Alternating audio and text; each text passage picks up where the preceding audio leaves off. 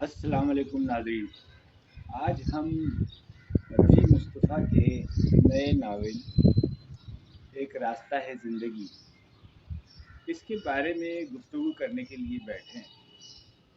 और ये नावल मैंने आज ही ख़त्म किया है। रफ़ी मुस्तफ़ा का एक नावल इससे पहले के तहैयर इश्क बहुत मकबूल हुआ, और ये तहैयर इश्क में रफ़ी मुस्तफ़ा साहब ने न सिर्फ कहानी की बुनत उनकी ऐसी थी, बल्कि उसके किरदार भी जो है वो आपको जकड़ लेते हैं।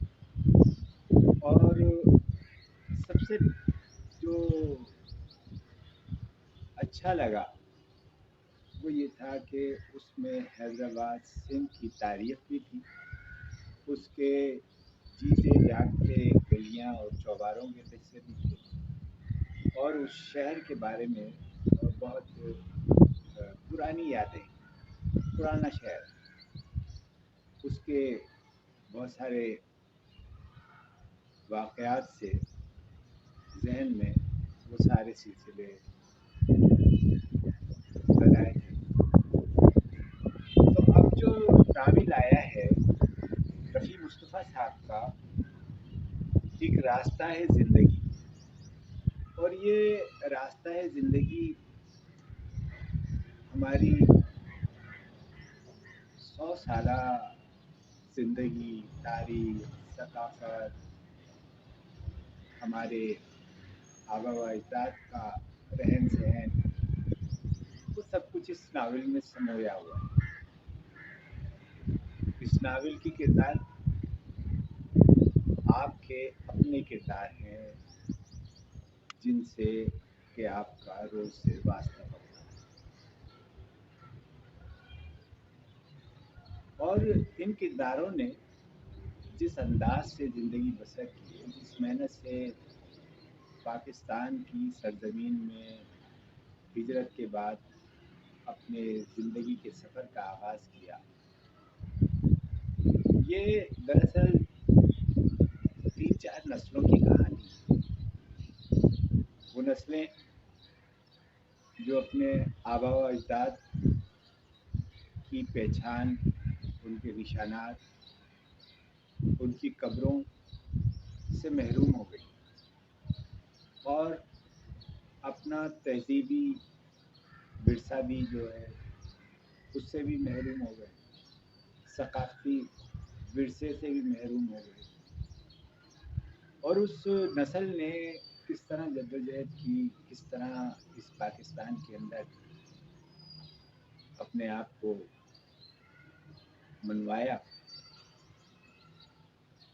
जद्दोजहद से, जहानत से, मेहनत से और हौसले से। तो ये दास्तान जो है एक रास्ता है ज़िंदगी में रफ़ी मुस्तफ़ा साहब ने बयान किया। अब ये रफ़ी मुस्तफ़ा साहब, इनका ताल्लुक़ हैदराबाद से ही, और हैदराबाद शहर में इन्होंने इब्तिदाई दिनों में, क़याम पाकिस्तान के इब्तिदाई दिनों में तालीम पाई, वहाँ के माहौल और वहाँ के हालात को जीते जागते इन्होंने जिस तरह इन नावलों में समोया है, वो एक वाकई ज़बरदस्त काम है। यूँ तो doctor Rafi Mustafa university of British Columbia से पीएचडी हैं, और पाकिस्तान, सूडान, बरतानिया, कनाडा की कई यूनिवर्सिटियों में तदरीस के और तहक़ीक़ के फ़राइज़ अंजाम दे चुके हैं। वो 1991 से कनाडा में इंडस फ्लो सिस्टम के नाम से एक कंपनी चला रहे हैं। पेशावराना मसरूफियात के अलावा इंटरनेशनल डेवलपमेंट और रिलीफ से भी वो اس کے کاموں سے بھی وابستہ ہیں اور اس میں بھی وہ بہت کام کر رہے ہیں. لیکن رفیع مصطفیٰ کا اصل کام تو یہ دو ناول ہیں. ایک راستہ ہے زندگی اور تحیر عشق. انہوں نے پوری نسل کی جو مہاجر جس طریقے سے ہجرت کر کر آئے، جن مصائب سے گزر کر آئے، جن قربانیوں سے انہیں واسطہ پڑا، جن مسائل اور مشکلات سے انہیں واسطہ پڑا، ان پر انہوں نے یہ دونوں ناول لکھ کر اس تہذیب کو، اس مشقت کو، اس محنت کو ایک دستاویز میں بند کر دیا ہے.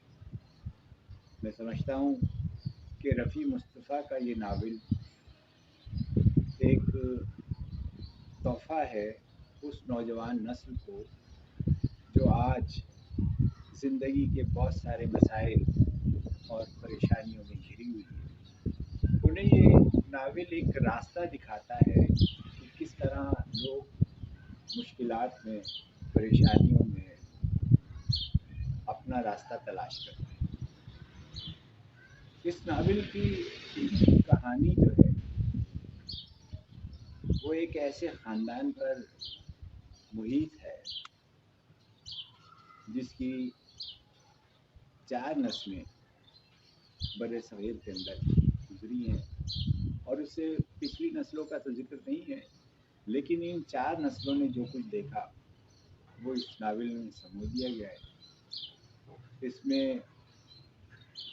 ہجرت سے پہلے کے حالات بھی ہیں، مسلمانوں کی آن بان اور تہذیب اور ان کا رہن سہن بھی ہے، اور تقسیم کے بعد جس قسمہ پرسی اور جس مشکل کے حالات سے گزرے ہیں وہ بھی ہے، اور اس کے بعد نوجوان نسل کا اس عزم اور حوصلے سے جینے کا سفر بھی ہے، اور پاکستان کے سیاسی معاملات پر اور اس ملک پر جو قیامت ٹوٹی، پاکستان جدا ہوا، پاکستان کا ایک حصہ مشرقی پاکستان جدا ہوا،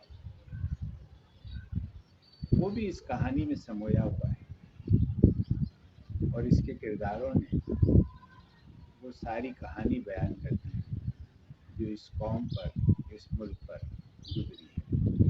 میں سمجھتا ہوں کہ ایک راستہ ہے زندگی، رفیع مصطفیٰ کا ناول جو ہے وہ نوجوان نسل کو ایک راستہ دکھاتا ہے.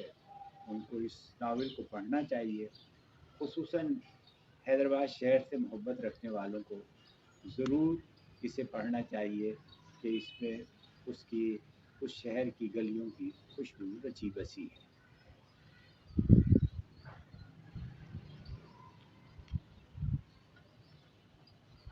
والسائیں ہم دیکھیں گا کہ ہم نے کیا تیر مارا ہے اور کچھ کام ہوا بھی ہے یا نہیں.